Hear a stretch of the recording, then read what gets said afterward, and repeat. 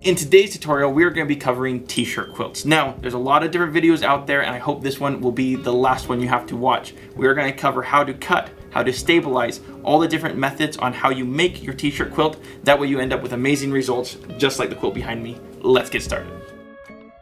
So the very first thing that I want to start off with is diving on into the actual products we're going to be using today. So obviously T-shirt quilt means we're using T-shirts or jeans or some kind of attire from either a loved one, maybe sports games from our grandchildren or children. Lots of different meanings behind the shirts. Now for me today, I'm going to be using the T-shirts here in front of me. Me and my wife love country music, and so we'd go to a lot of country music concerts, and we're going to turn this thing into a quilt today. Now before we dive into the meat of this video, what I want to do is give everyone a quick breakdown of what this video is going to look like. First is, let's talk about the materials we're using. They're not all 100% cotton, a lot of them stretch, and a lot of them aren't cotton at all. So we wanted to identify all of those first and foremost. Then from there, we're going to do a cut down of our product, because again, it's not our normal cotton where we're just going to roll it out and start cutting. Then after that, we're going to talk about how you're going to stabilize these shirts. If you don't stabilize them, then this stretch, you're going to fight the entire time, which we don't want to do. Additionally, there are different products for different reasons. I want to go over a couple of them, just the most generic versions of them. That way you can get the best result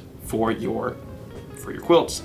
Then after that, we're going to talk about sizing, assembly as well. Then once the quilt is assembled, we might as well take you through the long arming process and what things you might find problematic if you're the one long arming it, or maybe just knowing what your long armer is going to go through when you hand them the T-shirt quilt is always helpful as well. And then from there, we'll finish off the video with a beautiful T-shirt quilt that will be made to last for many generations to come.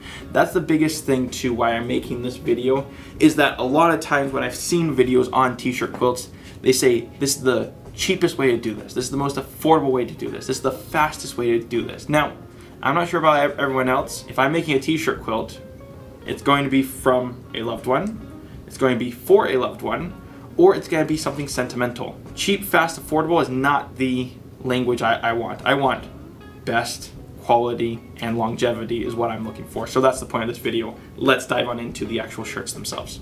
Let's dive on into the very first part, which is the actual material that we're working with. Now, T-shirts are double-sided, as we all know. We all use them, we all wear them. Some of them have prints on the back, some of them have embroidery, some of them have so many different aspects to them.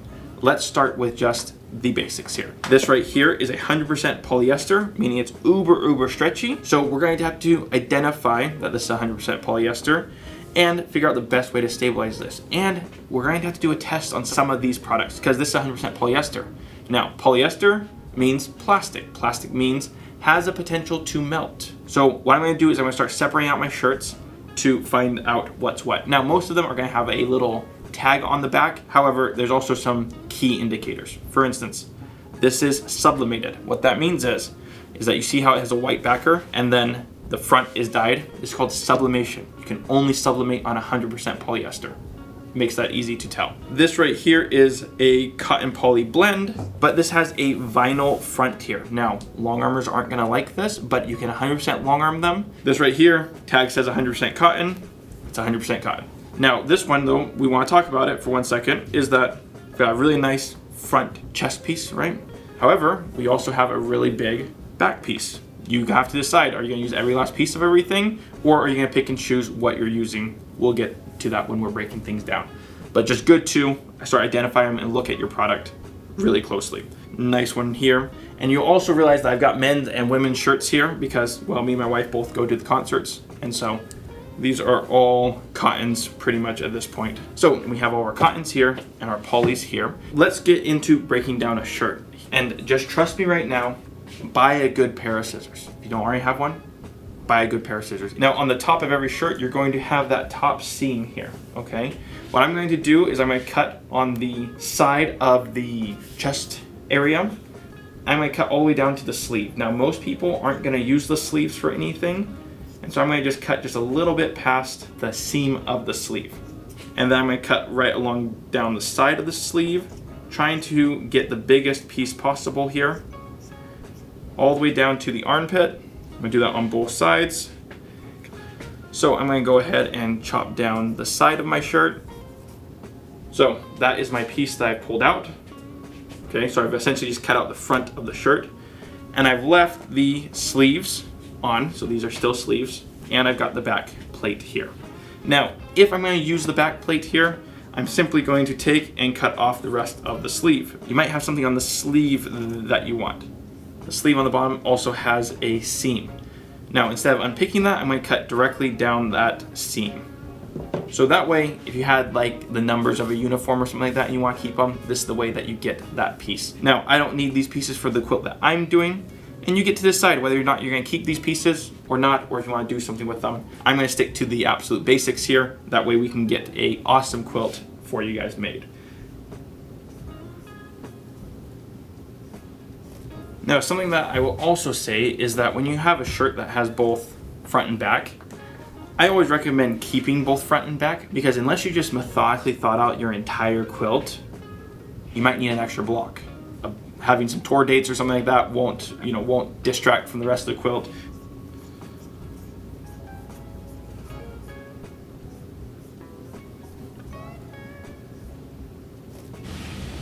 Now that we've broken down the shirts here, you can see that we got a big chunk of fabric, but they're all gonna be about different sizes. This is what I tell everyone with T-shirt quilts. Make it and cut out the biggest piece you can, and then we'll go from there. Okay? So I'm going to turn this sideways. I'm gonna make out the biggest piece that I possibly can. So I'm gonna cut it right on the collar. Now, you can see I'm not like squaring this or anything like this. This is a shirt, guys. It's not gonna be perfectly square. This hoop line is never going to be exactly round. I just wanna get the biggest piece that I possibly can. So I'm gonna cut that off right there, and I'm gonna cut down the sides. And this is just the extra little bit of work that's gonna save you down the road.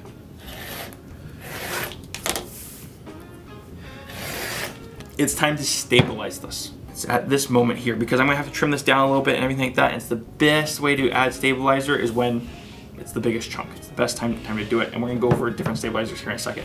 So I'm gonna break down the rest of these shirts.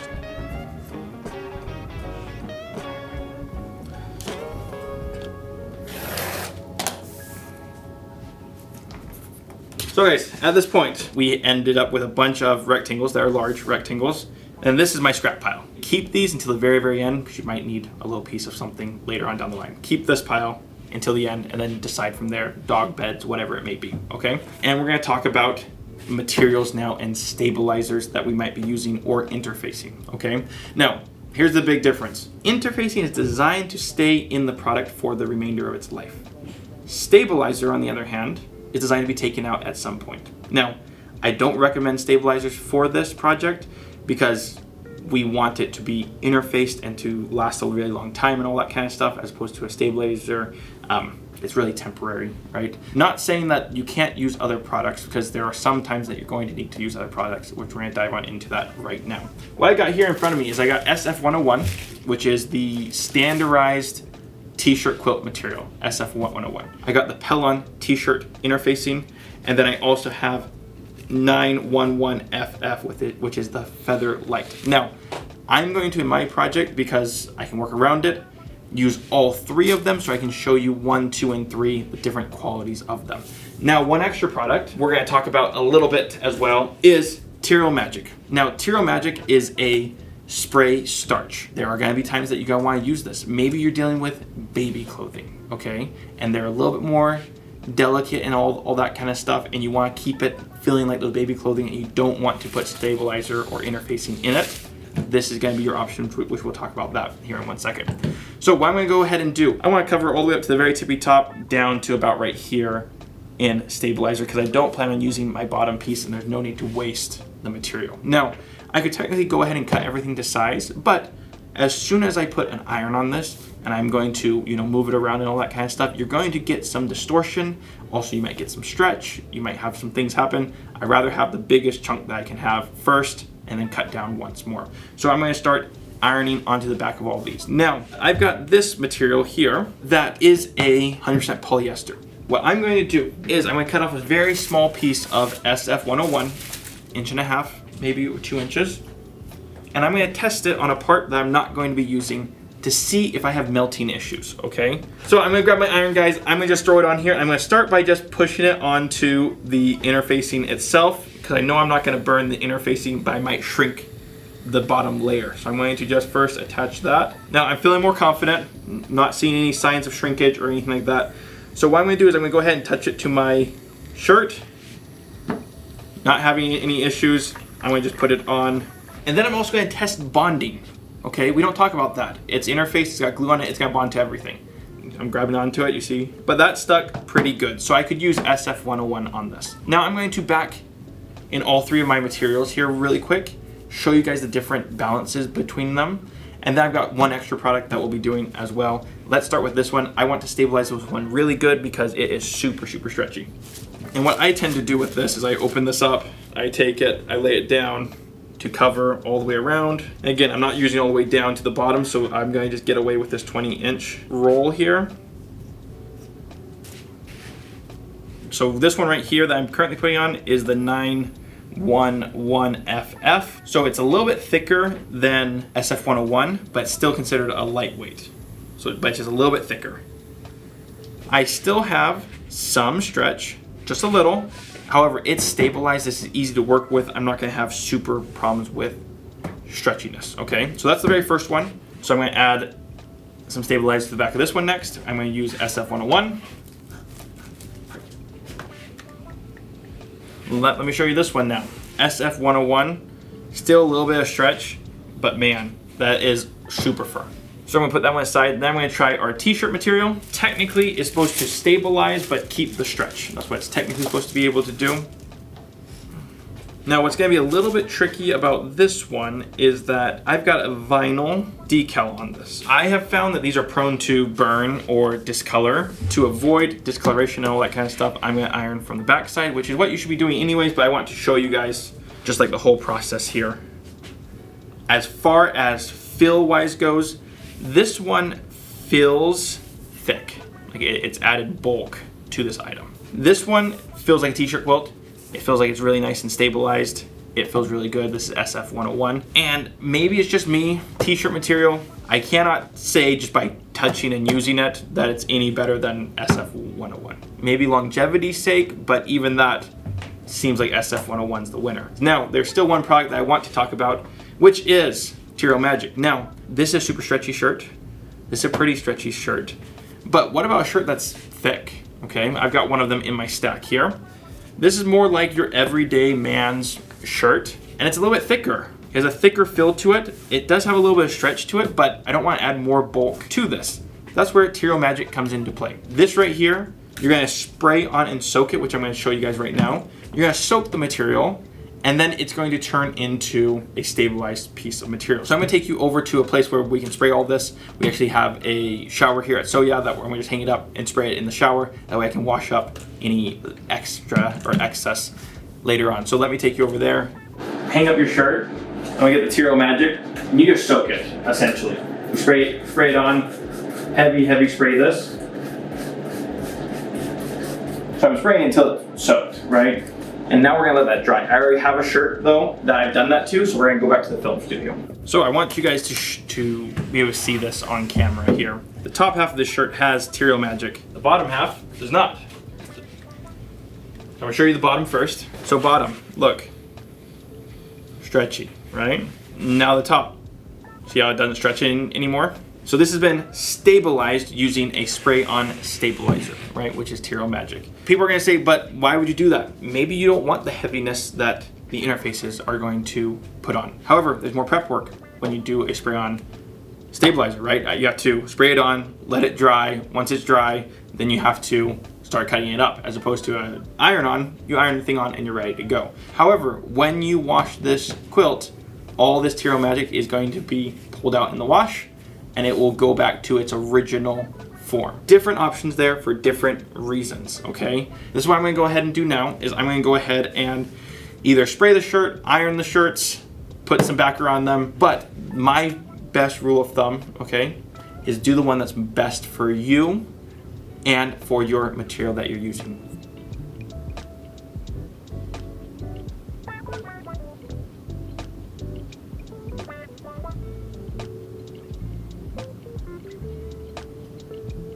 Okay guys, now at this point, we have cut out all of our shirts, talked about the stabilizers and interfacing. Now it's time to cut. Now, I like to do this in a two-step process personally. I think it makes for the best quilt. It also gives you the best wraparound like idea of what your project is going to look like. So this is what it is. I'm going to cut out the biggest chunk that I can of each of these, okay? I want it to be square or rectangle in a mathematical equation that makes sense. So I'm going to want 10 inches. I'm going to want 12 inches. 7 inches is even better. Don't give yourself more math than what you need to do. So I'm going to find the best way to cut this straight.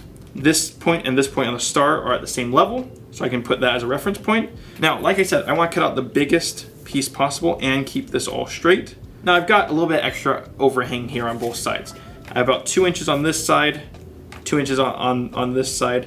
So what I'm going to end up doing is I'm going to cut 2 inches extra all the way around. Now I'm going to use that just using some old school methods here. And I'm going to just kind of ease this along to cut out my piece. See what I did there?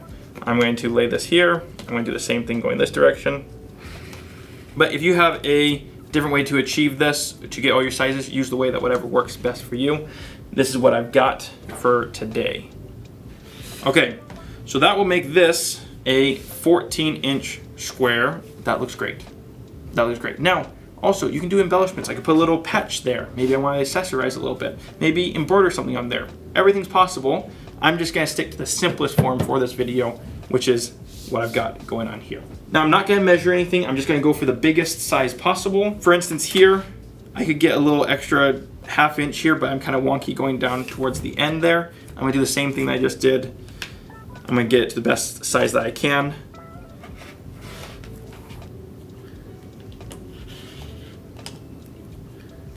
Go ahead, let us know in the comment section. Tiankum, you're cutting towards yourself. I know, bad habits die hard.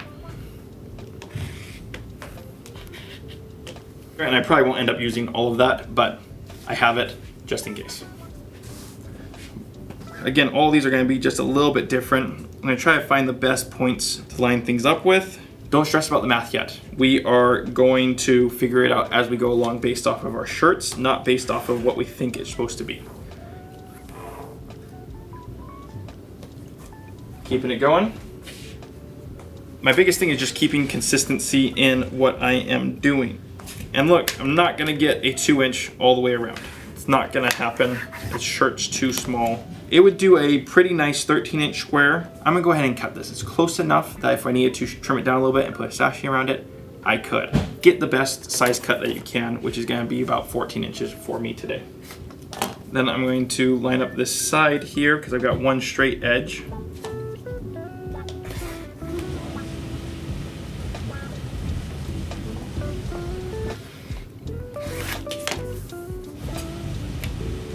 Okay guys, I've got them all pre-prepped and cut. They got stabilizers or they have been interfaced. Now, this is the most, I think, crucial part that people get lost in, is that you want the best uniform shape that you can create. So this is what we're gonna do next. We're going to try to separate out our uniform from our non-uniform, and we're gonna measure them and cut to order, okay? This one measures 15¼ by 14½. So I'm gonna just go ahead and stick this to this. I've got Wonder Clips here too. What I'm looking for is a size block that I can repeat the most amount of times. Let's just see where we end up here.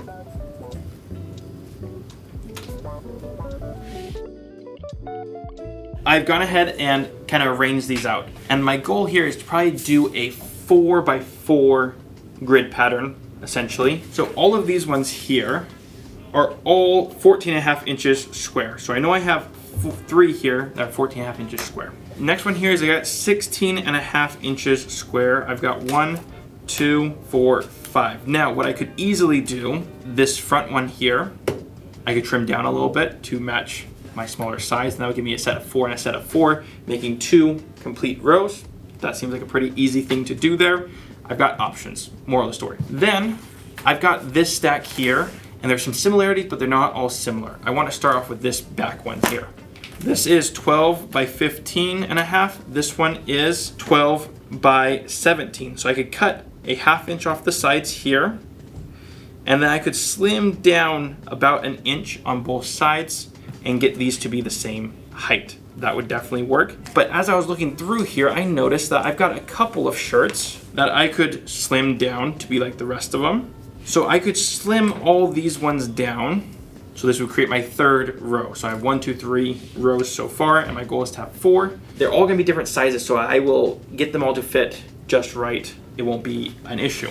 These are my remaining pieces. I've got 5 more pieces here. So I've got a couple of sizes here, but they don't really fit quite together how I would like. I also have 2 different George Strait ones from the same shirt. Again, I like to save my pieces. So I don't see myself being able to get this one into the piece, which is okay. I might put that on the back or something like that. So that leaves me with these 4 pieces. Now, I am not opposed to trimming this down to be about right there and trimming this down to be about right there. It would solve all of my issues very easily. Same thing with this guy. I could trim him down just a little bit, and then my Miranda Lambert would fit in there just fine, which is what I'm gonna end up doing, is I'm gonna just trim this down. I wanna say it would be 15 inches square is what my uniform block would be. It makes that super simple. So this is what it would end up looking like though, so we have to talk about this. These ones are 12 inches, so I would have a 15-inch width, a 12-inch width, 14.5-inch width, and a 16-inch width. So when I put this all together, they're not gonna land uniformly, right? This is how you're gonna combat that with a T-shirt quilt. And it's gonna look amazing, so don't worry about it.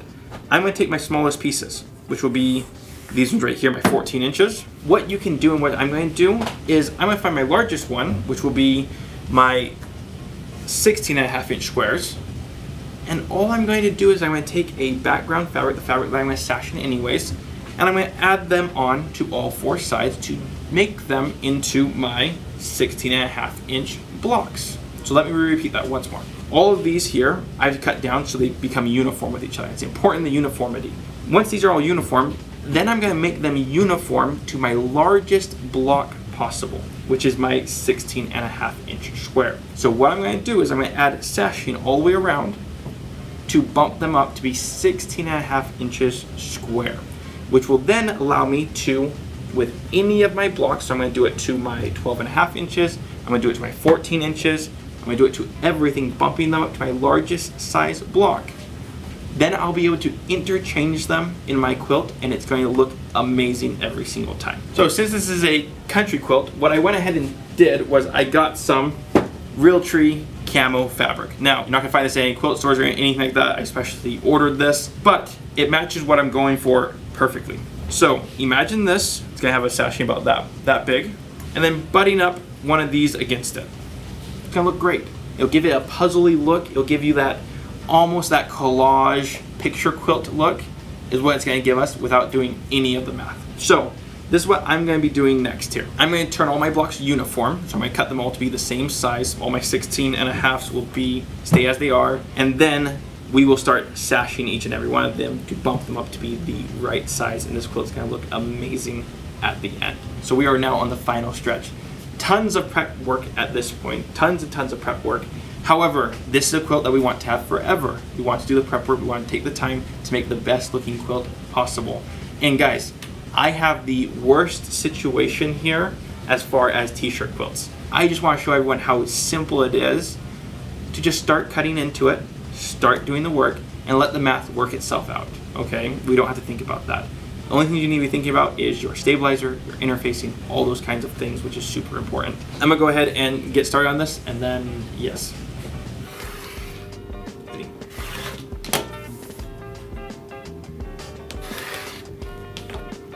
I have cut down everything so that I have 4 sets of the same size piece. This is the thing about T-shirt quilts, is everyone gets into a funk of like, I've got all these different sizes. I'm going to essentially sash them so that each of these blocks ends up being the exact same size after sashing. This block right here is the ones that I've got that are measuring 15.5 inches. Okay.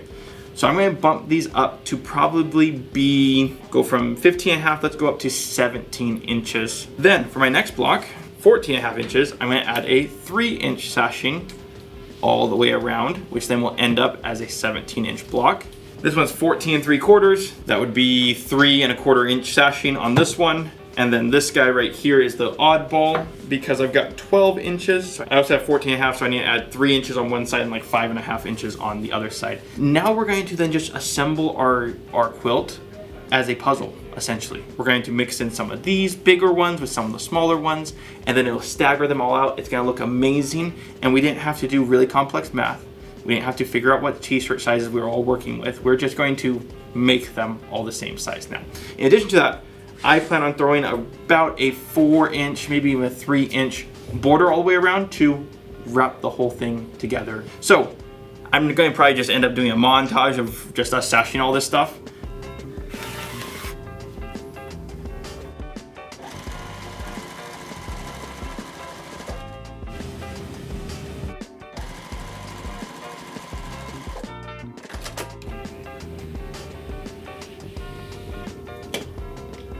So guys, I finished up squaring up all of my blocks so they're all exactly perfect. Some need a little bit extra than the other ones, but I ended up with an 18.5-inch square block. Now, for anyone out there that your block size is different than mine, it's okay. As long as we have a uniform block size at the end, you're all good. Now, like I said, this is gonna be a puzzle stacked t-shirt quilt, which in my opinion, the best and easiest way to make a t-shirt quilt. So what's next is we're going to head over to the design boards, move things around, see how we like all our blocks, and then start sewing our rows together. So follow me there. So a couple of things I want to note on how I'm doing it. Doesn't mean that you do it the same way, but just so that we're all on the same page. See my smaller ones? I made sure that I had one on every single row, helping to break everything up. And then I just mixed and matched my other ones all throughout is how I ended up doing it because I think it looks the best. What I'm going to do now is going to start sewing it, and I'm going to pull it off the wall in rows. That way I know how it's all going to be sewn together in the end. So we're back here in the sewing studio. We're going to just start slapping blocks together. And I'm going to sew a 1/4-inch seam all the way down.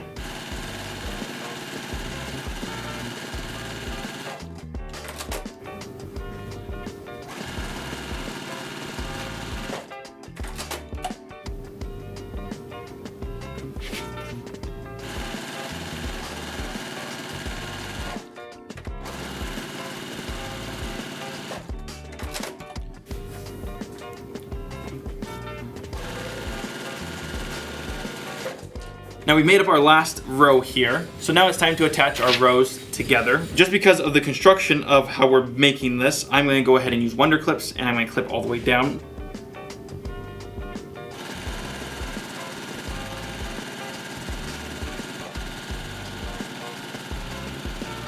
First half of the quilt is sewn together. What I'm going to do is now I'm going to assemble row 1 and 2. And I'm going to connect row 1 and 2 to this one here to help minimize bulk. And then we're going to iron out our seams.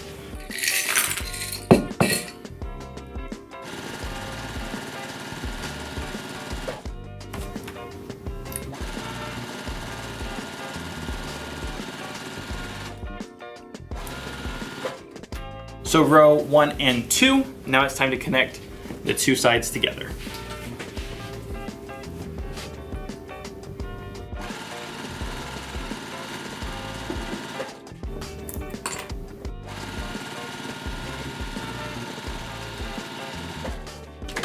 Iron this out, and then for the reveal. So guys, just like that, our t-shirt quilt is technically finished. Now I'm gonna go ahead on my own time and add a 3 or 4 inch border all the way around this, but let's walk you through the longarming process for all those who don't know. We're gonna go ahead and measure up this quilt top. Now we also have to find a backing. In this case, we're gonna be using Minky. A quilt back needs to be 8 inches larger, both side to side and vertically. So if my quilt top measures 70 by 70, then I need a backing that's at least 78 by 78 inches. So you just need to add 8 inches onto both sides. Once you got your quilt top measured, your backing chosen and cut, what you're gonna do is take it on into your local quilt store, or you can send it in to us. You're gonna go ahead and select your long arm pattern, the color of thread, binding is made, cut, and put onto your quilt, giving you what you're seeing now. Now look how amazing this quilt is. I love the way that it turned out. Obviously has sentimental value. All t-shirt quilts that I know have some form of sentimental value, which I'm going to be giving this quilt to my wife here. But all in all, beautiful quilt. Love everything about it. I don't know how to end this now. I hope you guys have learned from this video. every t-shirt quilt that I've ever seen is different than the one prior to it, because the medium that we're using, t-shirts or jeans or whatever it might be, is different every single time. I hope that this tutorial has helped you overcome some of the fears of starting them, also understanding all the different products that you might want to use, and just understanding that it's okay. It's okay if your blocks aren't all the same size. We're gonna make them all the same size in the end, which will make it so much easier on all of us. If you've learned something or enjoyed this video, make sure you hit that like button. It's free to do, and subscribe. We come out with videos weekly on this channel, and most all of them have free patterns, and we do so many other things right here on YouTube. So if you like what you're seeing, hit the like button, subscribe to the channel. Thank you so much for watching, and we'll see you on the next one.